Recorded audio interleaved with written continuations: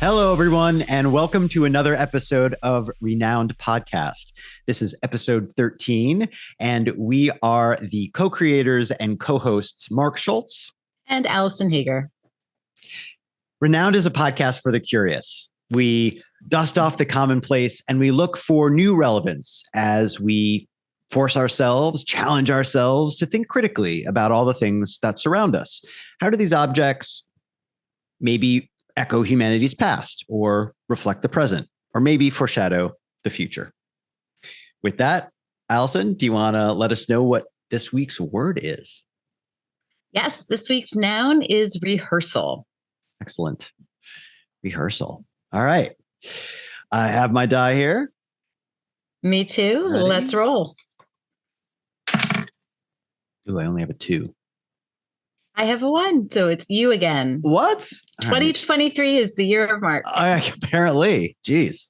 I feel a little bad, but all right. We said we're ascribing it all to chance. So here we go. Exactly. So let me get my timer up for you. Okay, ready? Excellent. And you're just the hits. Go. Rehearsal is a repetitive means of preparing something for performance, but it begs the question, why does it work? Nice. You have 6 seconds left. Woo! Getting pithier, very faster in my life here. Yeah. In my life, maybe not actually, but definitely in the show. Well, that's right. our goal. For real. Let me do the same for you. All right. Ready? So 15 seconds on the clock and go. I have a quote from Mr. George Alexander, who was an early 20th century actor. Rehearsals are a subject upon which many of us can speak with feeling. They are often afflicting to both mind and body. They have even been known to try the most angelic tempers. Time. Oh, you got it. Woo! Angelic tempers. Just got it. You say test angelic tempers. Excellent. Excellent. Yep. Ooh, that was your longest. Definitely. Your longest I was getting so much shorter, and now that. So close. Only because you have done me this courtesy in the past. Just say that last sentence again, or the last. Sure. His last sentence was, they, meaning rehearsals, have even been known to try the most angelic tempers. Okay. Excellent. All right, Mark, take us down the rehearsal rabbit hole. All right. As always, what a shock. Let me do a little bit of the word. I found in my pattern and approach to this is how I find my hook. So rehearsal is believed to have originated on its own as a word in the late 1300s. It is Anglo-Norman, so therefore a bit of English and a bit of French. So as opposed to some of the words we've had in the past, this one doesn't really go back, to Greek or all the way to Latin necessarily. It's largely believed to have come from the French rehearsal, right? But REHERCEL, rehearsal, or rehearsai. Picture AILLE, much like if anyone knows the word of the Palace of Versailles, the same ending, AILLE. So rehearsai or rehearsal, which meant like a reading or an account of. Now, all of that comes from the verb rehearser or rehercier, which then had an AL suffix, which we often use in English, as we know, to make nouns out of verbs. Propose into proposal, et cetera, et cetera. So if you just look at rehercier and you look at the RCA part of it, right? Because take the RE prefix off of it. What does RCA mean? It is a verb in, I believe, in Old French. I don't think it's current. Actually, don't remember that. But in Old French, that is a verb to rake or to drag or to trail on the ground. So if you think about it, your rehercier is to re-rake or to rake over again or again. And that I feel like makes some visceral sense, right? The act of rehearsing is sort of re-raking over the same thing. And I don't think it's any surprise, particularly in French, that a lot of the verbs and so on came from farming. What am I looking for? Gregarian? Agrarian? Yeah, I think that's it. Farming. Agrarian. Thank you. God. Background and so on. So many things around like produce or farming the land, et cetera, et cetera. Okay, so bouncing forward a bit, if you were to think, I believe most of us, when we think of rehearsal, we immediately think of theater and rehearsing or a performance of some kind, maybe not necessarily theater, rehearsing, dance, some sort of performance-based thing. So going to Oxford English Dictionary, the first recorded use of that was from about 1579. And it's actually from an extract of accounts from a court proceeding, but it does talk about play rehearsal. And so it says rehearsing of diverse plays and their sundry rehearsals. Rehearsals in that case was actually spelled REHERSELLS, right? And that whole, as anybody well knows that has seen Old English, I just had to pause to get through that because the spelling is all over the map. But rehearsing of diverse plays and their sundry rehearsals. Interestingly, right, we attribute Shakespeare to something like 95% of our language. And that beats out Shakespeare by about 20 years. But the next recorded use was in Midsummer Night's Dream. Here's a marvelous, convenient place for our rehearsal, which, as you can imagine, is probably the players in the show saying that. So I thought that was interesting for the background. So I basically took that as my way in, but ended up switching gears about halfway through, which we'll take a look at here in a second. Cool.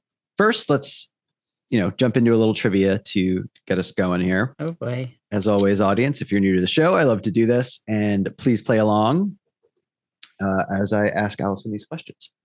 Okay. So based on current findings, experts believe humans first conducted rituals how many years ago?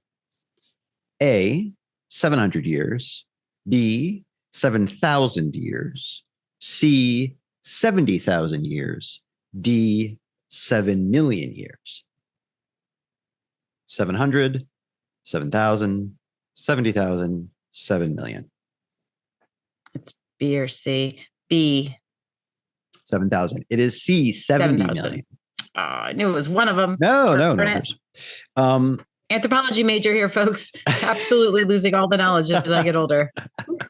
So, to quote an article from Science Daily, a new archaeological find in Botswana by an archaeologist from the University of Oslo shows that our ancestors in Africa engaged in ritual practice 70,000 years or so ago. It's about 30,000 years earlier than the oldest finds in Europe. So this was a fairly newer finding, which changed our estimate. So you may wonder why I'm talking about ritual and why is that relevant? So it's interesting. I set up rehearsal as pertaining particularly to theater, which does make sense. And why that is, the bridge between theater and ritual is sort of largely unproven, but is also largely accepted, that because there were religious or sacred ritual practices, things being, costumes, particular movements being used, etc., that out of that, where you were conducting this sort of ceremony that was public, people were watching things happen, that grew into sort of a narrative taking place and the act of theater. In regards to rehearsal, I figured, well, without looking at the use, as I said, from 1500s or so, 1570 or 1580, where it was used particularly for theater, just to remember that the purpose of rehearsal, of remembering a sequence of actions, well, if it wasn't then theatrical, it could be ritualistic. So I kind of wanted to say, even if the humans 70,000 years ago didn't call it rehearsal, if they were doing a ritual, they must have practiced it. Right? Like they must have committed it to memory. Right. In No, some way. I think that's great. Right. Rehearsal is just practice when we break it down. Yeah. Right? So even if the word didn't exist, the act of saying, we're going to do this sacred ceremony or we're going to worship X God figure, deity, they had to sort of, I don't know. It's funny. It reminds me of when I grew up. I'm no longer Lutheran, as I've touted many times. I'm now atheist, but grew up Lutheran. And so you're an acolyte. And you basically, when you're in confirmation classes and so on, you have to rehearse and learn, go on a particular evening when there isn't an actual worship happening, and rehearse. But you didn't call it that. You just like, all right, I walk out here, I light the candles, I go back, I carry this thing at this point. So I it's interesting to think 70,000 years ago or so, somebody was doing the same thing. Okay. So it did make me think a little bit, like this whole rabbit hole that I was going down, the difference between practice and rehearsal. Because if I wanted to test my idea, right, of taking an action and doing it over and over again to commit it to memory or to refine it somehow, I wanted to sort of push my concept there. And I realized, no, at least where I netted out, and I'm interested in what you think, Alison, if it's not for a performance, right, if it's not for the sacred ritual, there's other ways of repeating an action to get better at something. And so for me, that was the difference between a practice and a rehearsal, which is also interesting because growing up as like a theater kid, we were very particular that I hated when people called something theater practice. I was like, no, you have sports practice, you have football practice, you don't have theater practice. That drives me nuts. You have rehearsal. And I think now I've actually, a million years later in my life, have sort of a rationale for why that is. I feel like if a hunter is committing actions to memory, the best way to pull a bow really quickly for power, for speed, agility, whatever it is, that is not a rehearsal to me, unless that arrow is being shot with an audience in mind for a particular reason, right? You are practicing to get better at a particular action. Perhaps I'm splitting hairs. I don't know. Actually, pause, Alison. How does that strike you? It's funny because I'm like, do I save my comment here till the end or not? So this is perfect. I did not go down this path, but I considered going down a very similar path to you, thinking about practice, how practicing for anything in your life is a somewhat of a rehearsal to get better at it. And I was thinking about like Malcolm Gladwell and others have talked about 10,000 hours is like the amount needed to master like a skill. Although now a lot of people have pushed back on that, but I almost went down that path to talk about exactly this and like splitting hairs between rehearsal and practice. So I think it's really interesting that you're going down. But I do think there's a very strong case to be made that practicing for anything in your life, if there's an audience or not, is a type of rehearsal, even if it's just for yourself. Okay, that's fair. A challenge to that thinking. And maybe it's because of, this like sacred, not quite esoteric, but, sense of identity growing up as a theater kid that I split the difference, but not split. I do think that is. I think your little theater snob is coming out. Because rehearsal. Yeah. I know you want it to be sacrosanct for theater. It's true. Because I would never say you're not rehearsing the bow and arrow. You're practicing archery. Better word. But when you're rehearsing a play, you're practicing the play before you do it. So, sorry. No. I know. Does that hurt? Does that hurt a little bit? You're exploring. Yeah. All right. We'll continue to hash this out, I'm sure. It's great. I love it. Okay. Yeah. In my notes here, I go into that a little bit more. I think that the key difference is that it's not intended to be remembered for a public or group performance. And actually that memory is. So that's how you're. Right. Yeah. Like that's how you're splitting it. Rehearsal. Yeah. Because I think for me, you're practicing archery to improve the skill. You're not remembering to do it a specific way for an audience, if that makes sense. So that's another, like, you know what I mean? A slight differentiation because you want to get better at it. But the fine line would be if you were doing archery in a performance and you had to shoot it at a certain angle to do a certain thing, that might be rehearsal to me. Does that make sense? I should grab you by that little bunny tail right now. I feel like I got to pull you out of this rabbit hole a little bit. You are going in spirals down to the center of the earth. Okay. So my last thought here was like, the act of right. Last spiral. And then we'll do trivia too.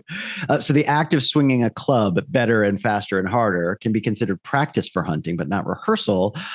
As I said, unless you're looking to swing it in a particular way to impress someone. Like if you're going to be like, what if Hunter Man's trying to impress that woman over there? I mean, right. That I think would be different because you're doing it for somebody and you want to like do it the same way. Or man, I was going to say that. Well done. It's really funny. Like you hit it on the head, which is again why we're such close friends. I kept thinking of like, oh, gay cavemen. Yeah. Anyway, I digress. So trivia number 2. Trivia 2. About how many items? This is a complete turn, but we'll get there. About how many items can be stored in our short-term memory for about 15 to 30 seconds? Is it A? Let me read that again, because I know it's a hard right turn. About how many items can be stored in our short-term memory for about 15 to 30 seconds? A, Okay, yeah, 2, B, 7, C, 10, D, 25. 2, 7, 10, 25. 7. You're right. 7. D, 7.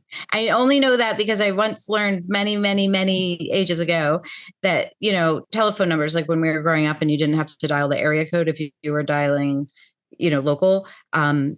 There were 7, I heard, because that's like how many numbers we can keep in our head, like Excellent. for a short-term amount of time. So Excellent. that's why I guess that.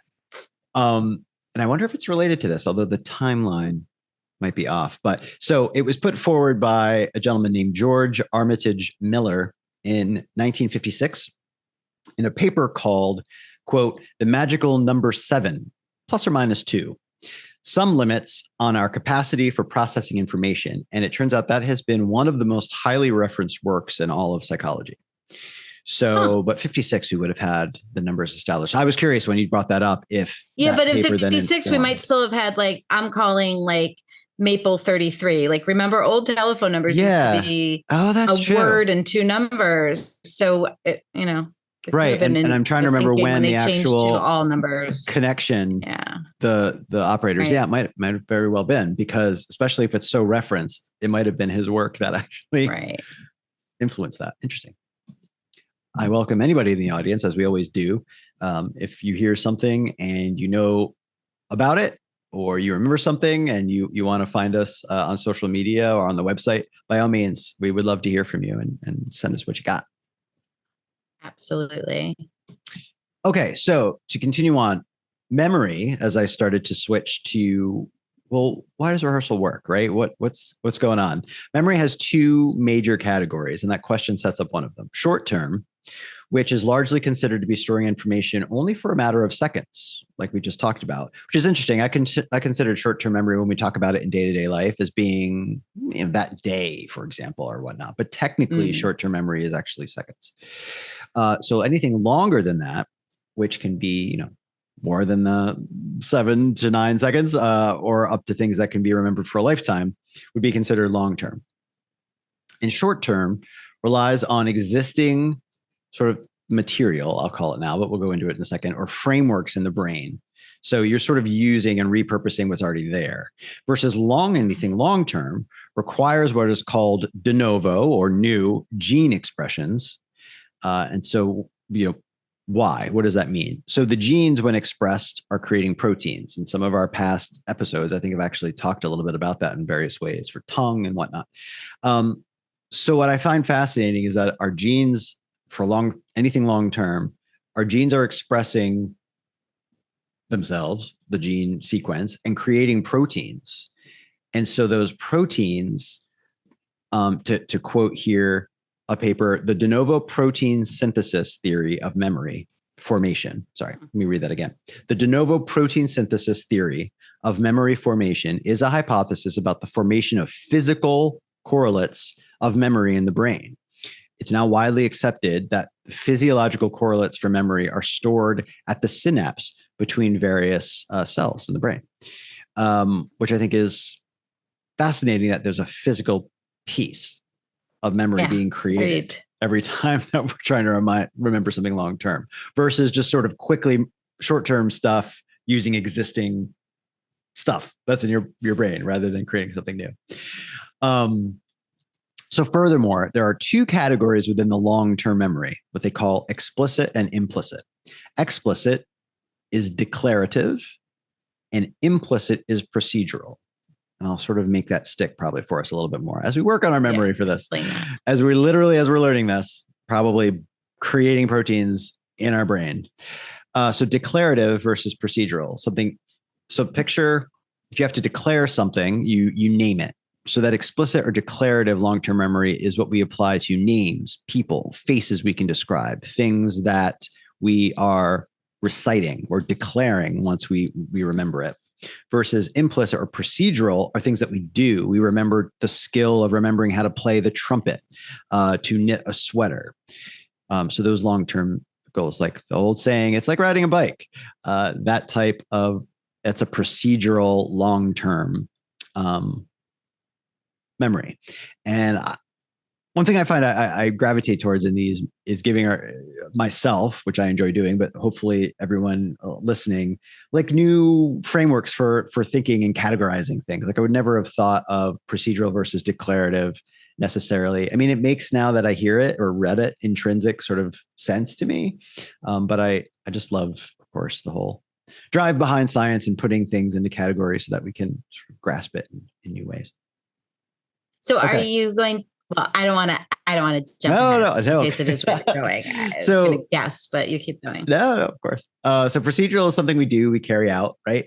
A memory of, I'm sorry, I said that, like knitting a sweater. So when we remember something short term, we are relying on those existing protein structures, right? And when we commit something to long term, or the declarative or procedural, right, just to go over it again, we're expressing genes to build new protein structures in the brain. When memories are formed, they start in a very fragile state. Now, I don't know this for sure, and I don't know if anybody knows this for sure, right, as this is being explored. But it's interesting that they're fragile and can be easily disturbed or erased. So only with time over the course of hours or days, as you brought up, Alison, where you said 10,000 hours? Hours, yeah. So, right. It's this thought of you really have to, it's called memory consolidation. You have to take it from a pretty fragile state to something that's reinforced and repeated and has that staying power in our brains. So it gives me a new perspective, right, on rehearsal. And now I grew up as a theater kid remembering it in terms of why that repetitive nature of the practice helps the body move faster towards the staying power or reinforcing something. But what's interesting is, is that memory, is it building more of those proteins? Like, this is what I don't know. And I would have to dig into. And I also, again, I'm unsure if the research knows yet or not. When we say more, when we say stronger, consolidated, is it more of the protein being built, or is it just a stronger structure of it? Like, what does it mean? And I'd have a question. I don't know if you know this or came across it in your research, or again, if it's still something that's being researched. But then when we're talking about things like dementia and Alzheimer's, which still have a lot of research going on around them, is that because those proteins are being destroyed? Right. And I believe, yes, like there are is it amyloid? There's the buildup of certain materials that I think are, degrading that. That's as far as I'm going to go in terms of like saying yes or no, but I know that disrupts processes that are happening. Whether or not it is specifically damaging these protein structures, I would think that's the hypothesis that they're exploring, but seems to make sense. If we're building physical structures to remember it, something must be degrading them or destroying them for it to go away. I have seen in some of my research, there were chemicals given to rats and I think humans potentially. I'd have to look, but that can disrupt memory temporarily. So it is affecting the protein structures, and therefore you can kind of cause an amnesia, which is both terrifying and interesting at the same time. Okay, so this whole conversation got me thinking about lends itself to why rehearsing in different ways can produce a more solid or more memorable experience. And this is, to be honest, where I just sort of riff on my thoughts on this, because nothing in what I read so far can reinforce this for me. But for me, one of the biggest differences in going from amateur theater to professional theater was the nature and how you're rehearsing and the nature of how you're approaching the work. If you are memorizing lines and that's it, that is a very amateurish way, and it's not nearly as sound a way to remember hours of lines and hours of a play. If you are going through if you're going through the event, if you're experiencing the emotions, if you're pairing the script with movements that you're taking, objectives that you're trying to attain, I would say now that I've read this research, you are actually making that procedural rather than declarative. You're not declaring the lines. You're not remembering words and using declarative long-term memory to say this string of words, and that's what you're memorizing. You're actually doing a procedure of exploring what the character is doing, the procedure of whatever that is, and it's a much richer way to fuse it to memory.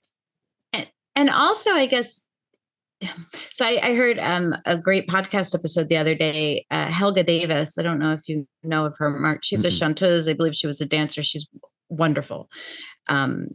And she has a podcast, and I'll link to that. But she's always interviewing, poets and artists and actors, and it's really wonderful. But she was telling a story about being on stage once in a play, and just this makes me think of what you're saying. She had to come down stage at one point with flowers in her hand, and she had to hit her mark perfectly so that the flowers were in the light, the way that the lighting had been designed, because that was kind of adding, right? Kind of making whatever point needed to be made. And to do that, like when she enters the stage, she knew she had to take 17 steps to get to this exact spot and turn. But then, of course, at the same time, she has lines, right? She's saying. And so the audience is never going to think about all these other things going into it. But to me, that sounds like what you're saying. Like that's a procedural piece going into her learning, like this physical steps, which is all part of the performance, because it's not just the lines. Yes. I don't know. No, I do agree with that. I would almost say that rather than remembering 17 steps and moving that is procedural, but I'd actually add to that if the character needed to, here's how I would approach that. Actors are going to do it very differently. So that I would never forget that I had to do that. There might be something that I would imbue with the flowers that I needed to see them better, or I needed to honor a memory of something or what that is. And so therefore I would be seeking the light actively as part of the scene, if that makes sense. The procedure. There'd be like layers of how using it. Yes. Yeah. So that I'd have to find the light in that moment because that's what the character was going through, if that makes sense, rather than having to say, oh gosh, when I'm saying this word, I better march 17 steps, because I would forget that faster than I would if in the moment, you know what I mean? That's kind of what I mean. But I love that. That is such a perfect example of the nature of how you approach that type of thing. Because I mean, some people can memorize, and I've seen it, 2.5 hours of dialogue, but they're just memorizing the dialogue. I will also argue that they're not nearly as good actors because they're declaring the sentences rather than going through the procedure of the show. Anyway. That makes sense. Okay. So, all right. As I mentioned, the key to memorizing long stretches of the play is to commit to the emotional journey of the experience and to act, to like perform it rather than just saying things. Okay. So what I found fascinating as I was digging into some of this is that MIT News reported this year on a study that shows that cells write lines of protein code, so to speak, that can be a record of the history of cellular events or activities that cell has gone through. Now, again, as I'm learning this, as we've said many times, audience, like we are coming into this as an amateur, so to speak, in the space, fascinated and challenging ourselves to learn something new, to shed some light on basic nouns, rehearsal in this case. But what I read, right, if I'm understanding it properly, is you either see that it's happening naturally in some cells, or there's a way to not coax a cell, but to affect a cell to make it do this. So it's opening up a whole new frontier, apparently, in research on how the body codes things and how memory might actually, like these protein structures we're talking about, how they might be built.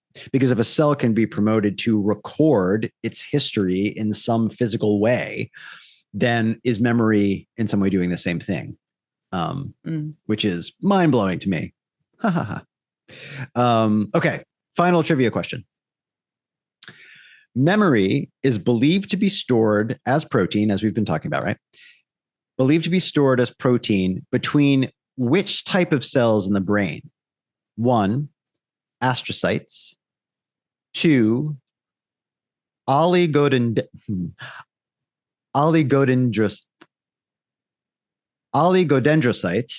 Jeez, I even wrote it out phonetically, audience, but I couldn't do it. Oligodendrocytes, neurons, or microglia. I'll say that again. Oh, good. Well, I'll try to. Astrocytes, oligodendrocytes, there we go. Neurons, or microglia. I feel like neurons is too easy and there's like synapses in there. So I'm going to go with the second one that you couldn't say. Oligodendrocytes. Because if you made it up, I feel like you could say it. Right, exactly. No? I didn't make any of them up, but it is neurons. And so so I should have gone for the obvious one. Gosh darn it. It's all good. It is neurons. This one. The other 3 are apparently 3 types of glia, which are just the non-neuron cells in the brain. And apparently they far outnumber the neurons, which is kind of crazy given how many neurons we have, that the glia is more so. And number 4 there, microglia, is the way that it's pronounced. But if you look at the word, it's microglia. So it's probably a smaller form of this glia. Anyway, so neurons, of which we are believed to have 86 billion in the brain. So therefore, I think it led me to, well, has someone estimated, therefore, our memory capacity? I feel like if you have the number of neurons and we know that protein is being generated between them, has someone estimated? And it turns out they have. According to Northwestern University psychology professor Paul Reber, our brains can store up to 2.5 petabytes of data. I will put petabytes into some context because I had no idea. Like, what does that mean? So we're probably all familiar with megabytes, gigabytes, and if you bought even the very latest and largest, terabytes, right, of information. Well, the next level beyond terabyte is a petabyte. And if you want to even put that, because it kind of gets a little abstract, into a more tangible thing to picture, each petabyte is about 1 trillion pages of standard printed text. So, of course, 2.5 petabytes would be 2.5 trillion pages of standard printed text is what they estimate the human brain can store. Crazy to me. So where I left off in my rabbit hole as I finish up here, it's sort of scattered. I went at a few crazy, like random ways that I would want to continue to research if I commit some time to it. How does AI commit, or more importantly, assimilate new items into memory? And is there some sort of similarity? Is it building strings of code to memorize certain things, much like we are building strings of protein? And can that protein be considered code in and of itself? Probably can be. Another related question, it kind of starts to get into big questions a little bit, but does AI ever actually need to rehearse? Or is the memory immediately strong and consolidated, using the term I learned, immediately? Like, basically, do robot actors need to rehearse? Or is it one and done commitment because it's the nature of code? Other things that I would spend time is, what do the protein structures of memory actually look like? And do we know? And which genes express for them? I'm guessing we sort of know if they've built, if they've created solutions and chemicals that affect memory, if it's degrading protein or temporarily removing the ability to access it. I'm assuming we've mapped it out, but I would want to continue my rabbit hole with that. Okay. And that is my section for this week. That was great, Mark. That was definitely the windiest little rabbit hole you have had in our 13 episodes. So, because you went so many places, all of which were fascinating. But I feel like for you, that was like a bit of a departure about how you normally do it. Yeah, and, yeah. I loved it, right? Oh, good. Starting with rehearsal and what it means in practice and what that means. It's all about memory and then how that works in our brain. So well done. Thank you. Yeah, I hope that wasn't too windy. I'm glad you caught that. But when I I got rehearsal, I'm like, well, why does rehearsal work? What's in there? What's going on? Right. How do our brain, like, what? Yeah. No, it is fascinating. Oh, okay. Excellent. Well, I went in a very different direction as usual. So That's good, I think. Though I said I did almost go down that practice route. Okay, so as Mark has already said, the first thing that comes to most people's minds when they hear rehearsal is, of course, theater, the arts. So I was hoping to go down a bit of a different path, but I just couldn't find a hook there. So we're back to theater. So today I'm going to share some little known New York theater history with you. At least it was completely unknown to me before I dug into the research on rehearsal. But first, we're going to take a quick sidestep to London. So towards the end of the 19th century in London, the number of theaters operating in the West End theater district in London just exploded, just boomed. And that meant that the demand for chorus girls boomed as well. And so very quickly, there were just scads of, young hopefuls who wanted these roles and wanted a life on the stage. But these young women quickly realized that the theater is not all glamour, right? It projects glamour, but how you get to that is not particularly pretty. So they worked incredibly hard, many of them needing to dance, sing, and act, and they were extremely poorly paid.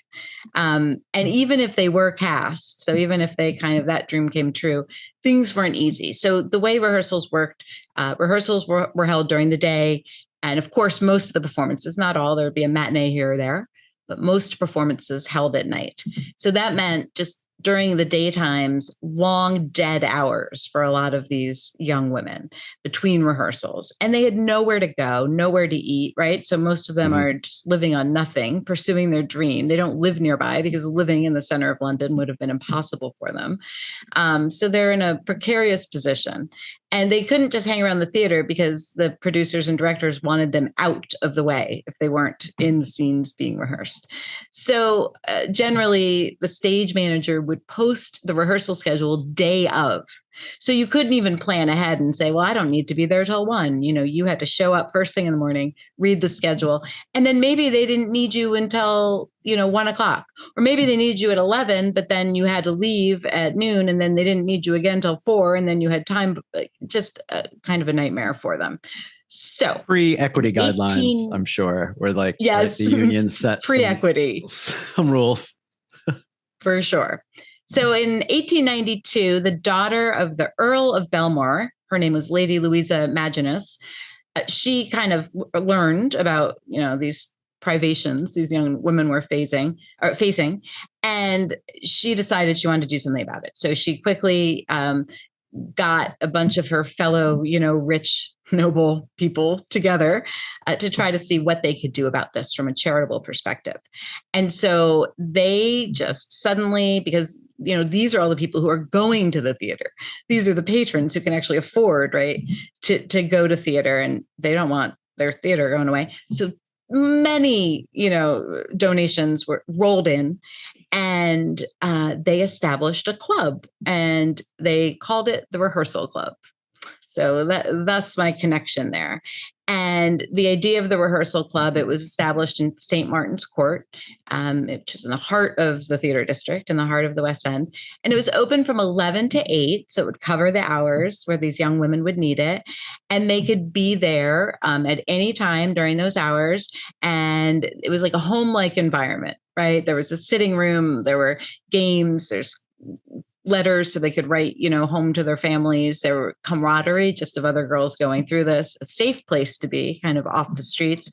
And they could get, an inexpensive meal. They could get meals at cost, and they could get tea for 3 pence. And they were asked to pay some very nominal fee that anyone could afford, 2 shillings a quarter. But basically this place ran on donations. Sounds amazing. Yeah, right. So it was really this kind of cool thing that all these rich folks did for these poor women. And then in 1913, something similar was founded in New York, also called the Rehearsal Club. It was spearheaded by the daughter of New York's Episcopal bishop, Miss Daisy Greer. And the first one, it had 3 different locations in its lifespan. The first one was at 218 West 46th.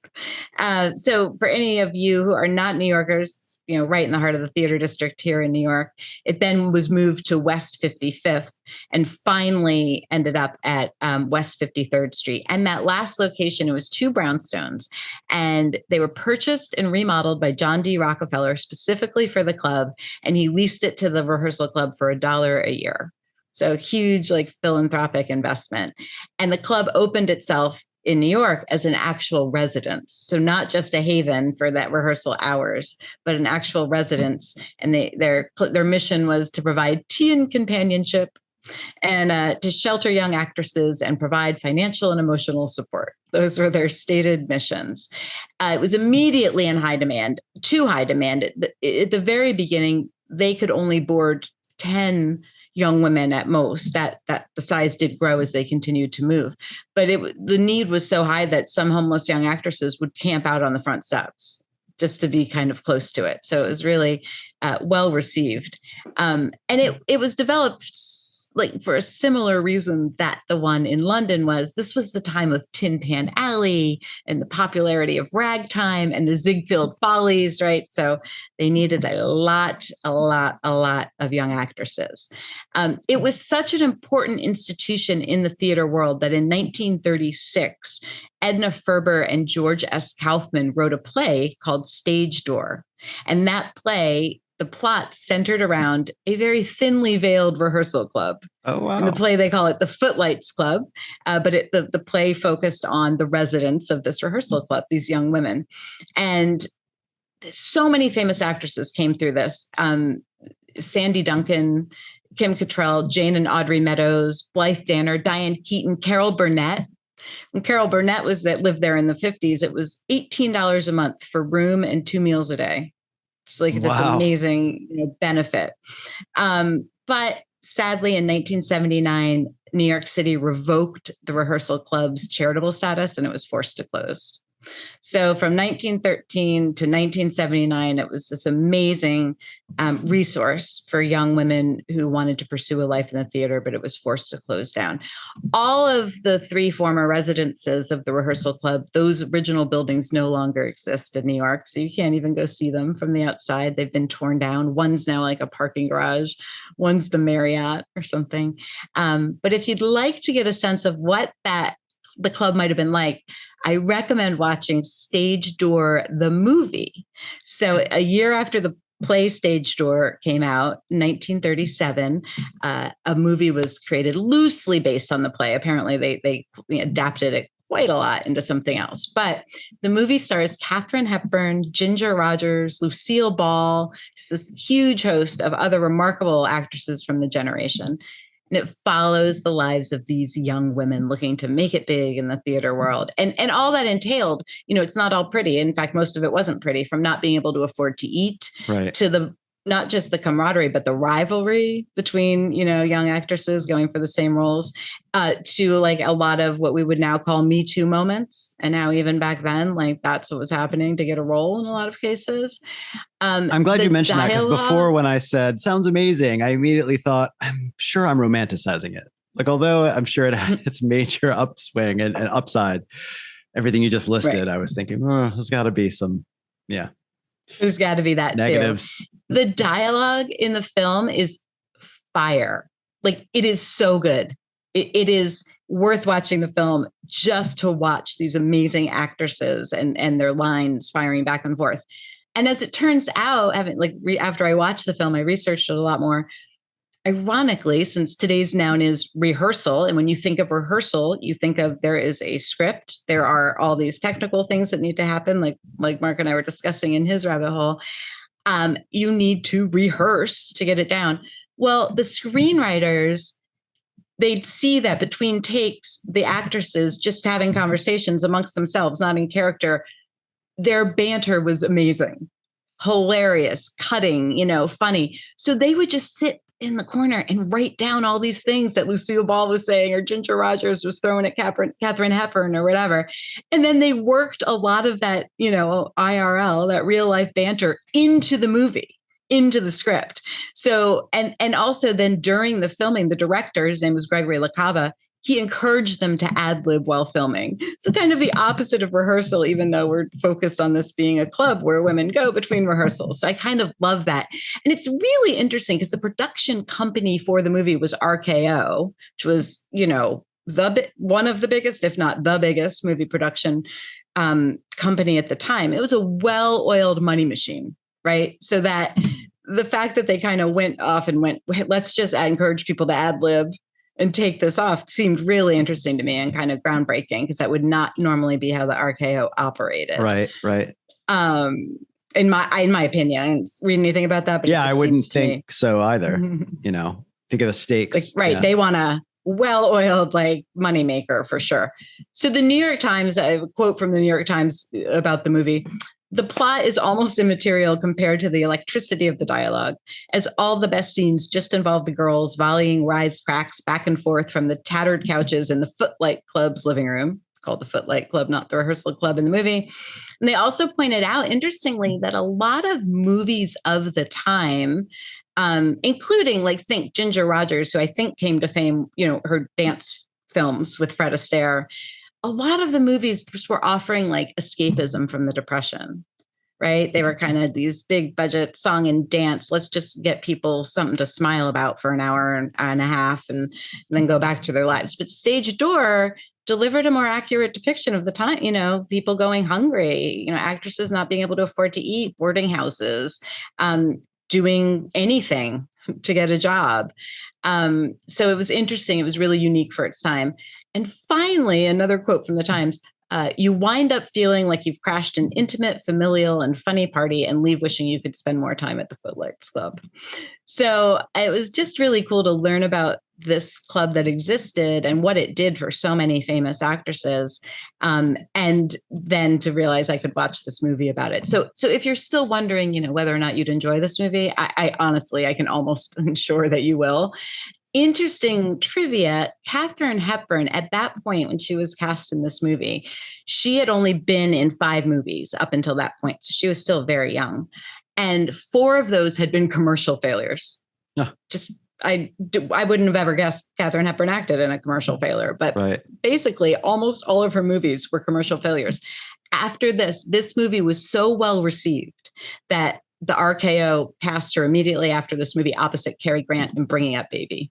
Wow. Which is one of, a hugely famous classic movie. Studied in every film school in the world. Yep. Exactly. So that is how important this film was for the career of Katharine Hepburn and how wonderful it was. And so that following year, Katharine was A Star Was Born or reborn, and it was all on the heels of this amazing movie. In really lovely news, to wrap this up, the New York Rehearsal Club just reopened last year. Really? So a lot of the actresses who came through, Blythe Danner especially, and Carol Burnett, and then many, many other people raised funds and they've reopened it. It's now incarnated as a set of rooms in the Webster Apartments here in Manhattan. So the 12th floor of the Webster Apartments is now for young women. The rents are highly subsidized. I think the young women are asked to pay $1,000 a month for room and board, which I know sounds like a lot if you don't live in New York City, but trust me, if you live in New York City, that is the best you're going to get. They also set them up with internships and do a lot of things. So it's just really, really, really exciting that it came full circle and that it's back and that people are still willing to kind of invest charitably in making sure that theater and art can still be created. Amazing. I also wonder if, I believe the program still exists. There are other actor housing applications actors can apply to, and it's fairly limited in terms of if you're going to get in. But if you are accepted, it is much less to live there and so on. But the wait lists are crazy long and et cetera, et cetera. But I'm just curious if everything you've just described, which is such a wonderful history of that, was the precursor of that type of program. But it's so exciting to hear that the actual that they brought back and called it the same thing. Yeah, which I love. And their website, it's a charitable organization, right? I don't want to put it down, but it was hard to find a lot of good information.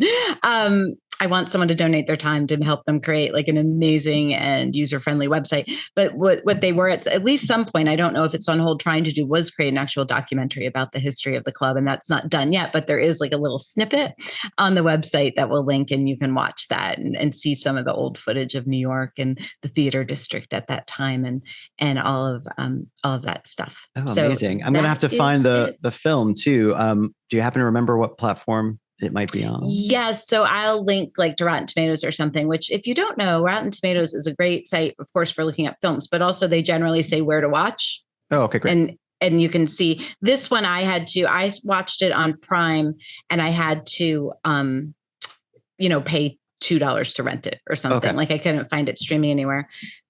One side note that's not related to this, but I think it's something else that people might find really interesting about New York history, not about rehearsals. There's another film called The Stage Door Canteen.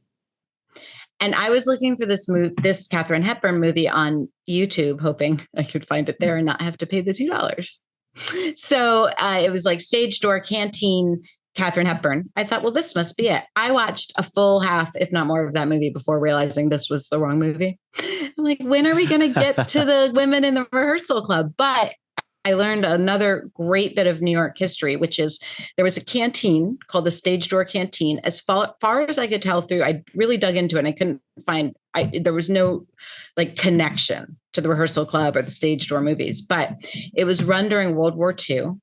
And when GIs were in New York before they shipped out in World War II, they could come to I just got chills a little bit. They could come to the Stage Door Canteen and get a free meal. And the people who bussed the tables and waitressed and all of that, and then there were bands and, songs and all of this stuff, were famous actors and actresses from the time. Oh, wow. So actors would be bussing the tables and actresses would be serving the food. And then young women, probably a lot of the young women who lived actually in I would assume, in the rehearsal club, those types of young women who wanted to be in the theater world would come to sit and have dinner with the young man, to chit chat with them, to dance with them, that sort of thing. And then some of the most famous comedians and singers and band leaders of the time came and performed for them. And so the movie it's not a documentary, it's a reenactment, but it also has some very famous performers from that time in that. And then the men, of course, are like shipping off to war, which makes it particularly poignant. Like this is a sort of last taste of home and having someone to talk to. And so many of those men were teenagers, 18 and 19 years old. But that's also, I will link that if anyone's interested in watching that. It's definitely like a feel good, yet also tug your heartstrings sort of movie. So there you go. So you hadn't heard of the Rehearsal Club either, Mark? With your theater history, I thought maybe this would be something you would know. No, not at all. That's such great work, Alison. And wonderful to hear that whole history is, not only fascinating, but important and interesting. Yeah. Yeah, agreed. Okay. So, big questions, Mark. Yeah. What do you have for us? I sort of have just one really, sort of a two-parter, but one thing that I already know is going to creep you out. Oh, excellent. So what? If cells can be programmed to record cellular history, and memory is believed to be recorded through gene expression, right, in the cellular environment and the creation of these protein structures. Therefore, does it stand to reason that in the future, each human can become a recording device, capturing a record of everything they have experienced and remembered? And then the last thought, wouldn't such a reality dwarf the current privacy debate raging over mobile phone access and memory? And how will we agree on the fundamental boundaries of such access? And that all ladders up, I think, to how we define truth, because therefore anything codable can be hacked and manipulated. Oh, this is so good. I feel like we could talk about this for hours. So there is a Black Mirror episode that delves into this. I don't know if you've ever watched Black Mirror. I have Mark. watched parts of them and I love the show, but I haven't watched recently. So yeah, I clearly missed this one. I read something funny like a year or two ago, maybe it was our pandemic year, where someone wrote, on social media somewhere like, is Black Mirror not a show? Like, is it just not on anymore? Have they not done a new season? Because the world has gotten like more screwed up than anything they could come up with. And I was like, yep. That's exactly right. Yeah, there's but an I think episode. they have continued, I'll find right? out I think there's new seasons. I think now yeah. I'm going to have to check, but I really love that show. And there was an episode, it might have even been in the first season. It's an older one. I'll find it and I'll link it. But it basically, what you're talking about now, it included some built-in technology as well. But it's exactly what you're saying. Everything we're doing, is being recorded. Just an implant that you have maybe in your eye or your brain or whatever, everything, every conversation. So imagine you're having an argument with like your partner and then you're like, you said this. No, I didn't. You can actually like review the tape. Like you can go back. Oh gosh, no, yeah, the future of wearables, right? Yeah. That actually feels very around the corner. But gosh, if this type of programming, you're basically creating a computer just biochemically. You wouldn't need an implant. Which is right, which would be like that next step. And then I think that really important question you asked, I think there'd be so much benefit to that.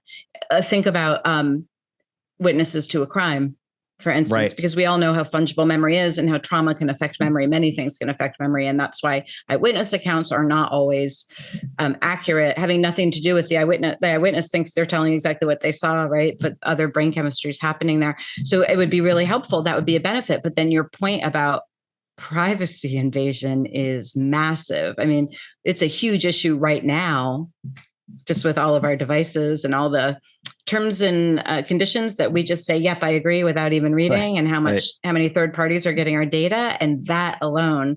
So, wow, Mark, you're right. It is very disturbing, but it doesn't seem out of the question. Right. I mean, the moment I read that they are able to understand or see that a cell is recording its own cellular activity in a chain of protein, that just strikes me as that's code. And if you're creating it, it can then be read to recount what has happened, right? So yikes. But to your point, that doesn't mean that is objective truth. That is different than the wearable you were talking about, where something is being recorded like a camera, because this almost becomes a mental bio camera. And to your point, well, it raises another question. Is it, what am I trying to say? This is going really down there.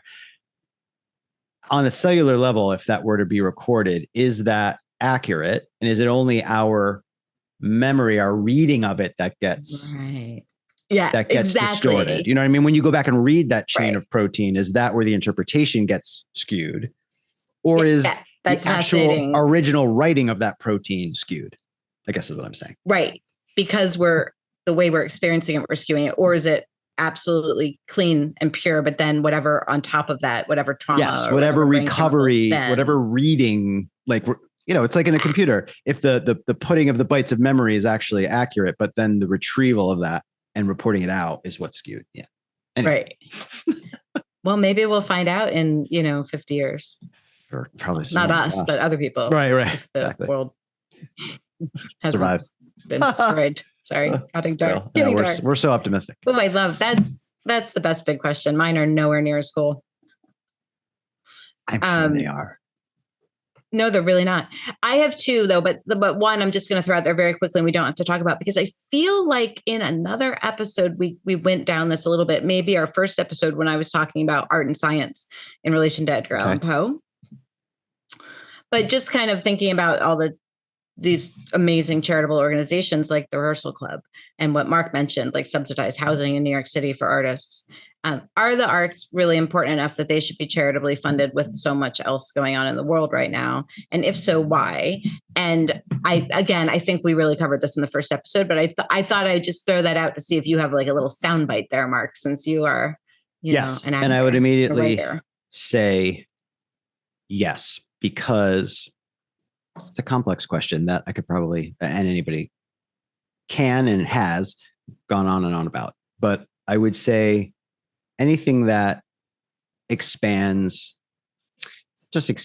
erases lines of empathy and sympathy. Sorry, crosses from sympathy to empathy, or plays with that line to put yourself literally in someone else's shoes, or to experience the struggle to be human and to do the best you can with what you have, to deal with everything from existential anxiety to what is common in our experience, to really putting an understanding, a visceral understanding to what someone else is struggling with, and how common the themes are in those struggles, is one of the best educations I think you can have.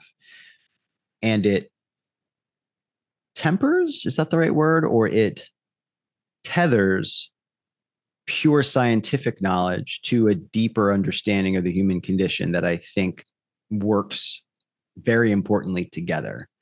I've refined the thinking, I think, in my own approach to life. But one thing I always said as a kid growing up was, because it gets tricky, right? Is I don't believe in the soul, but I used to say as a kid growing up religiously, soulless intellect is the most dangerous thing you can have.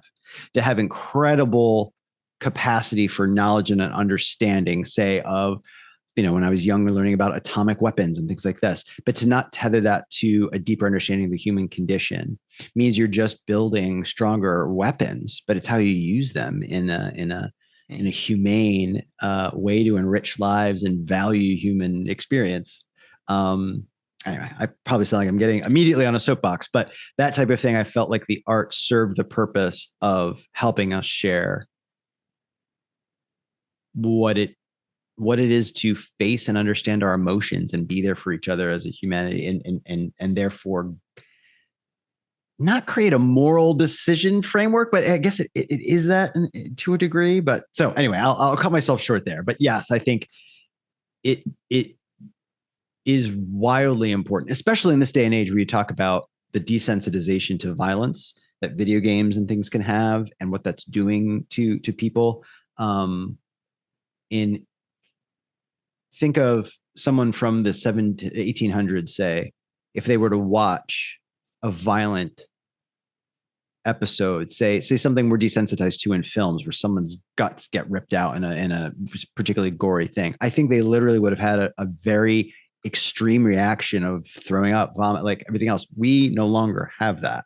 And I'm not sure if that's a good or bad thing. Most of me thinks that's bad. I would agree. Anyway, I've rambled on. Does that? Yeah, no, I know that's quite great. a soundbite, like by any means. But I like what you said. And again, of course, it's unanswerable. But you're talking about the soulless intellect, just like you had mentioned probably last time we talked about this very Marvel movie reference, The Rise of Ultron. It's exactly what happened, right? Ultron was like, I understand that you guys have just screwed everything up. I'm going to wipe you out, start again, because that's what makes the most intellectual sense, right? With absolutely no empathy in there. Okay, so my second question then, which I'm again very curious for your perspective as an actor.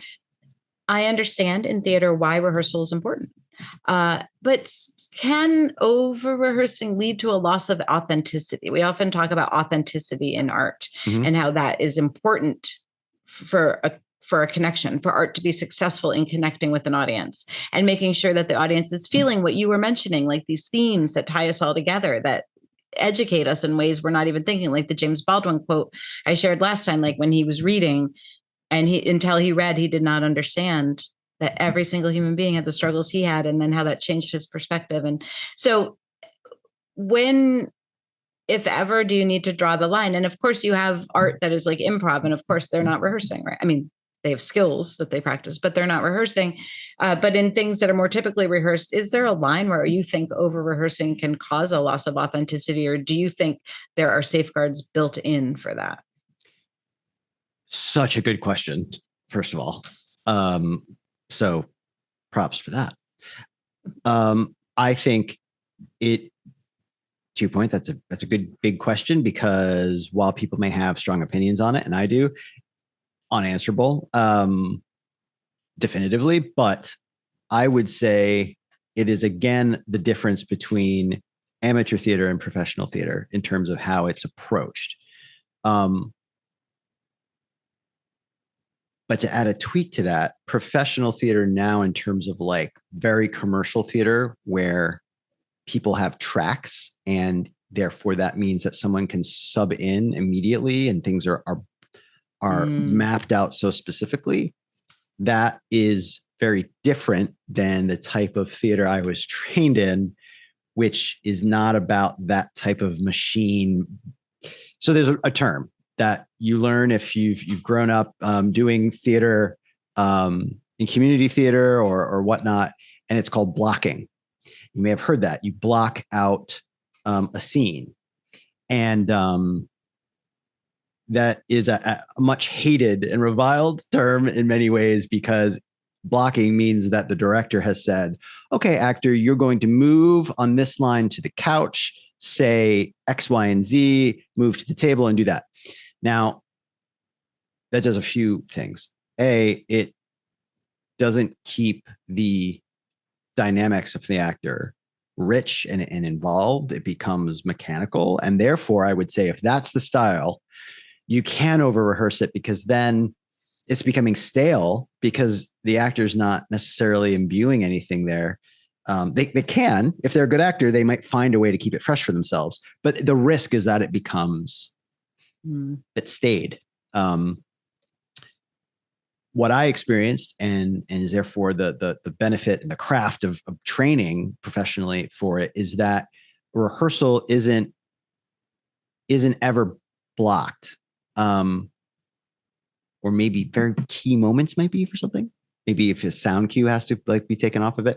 But the way I always looked at it, and I know I'm not alone in this, a lot of the folks that were trained in the way that I was trained, you are creating a playground for your actors.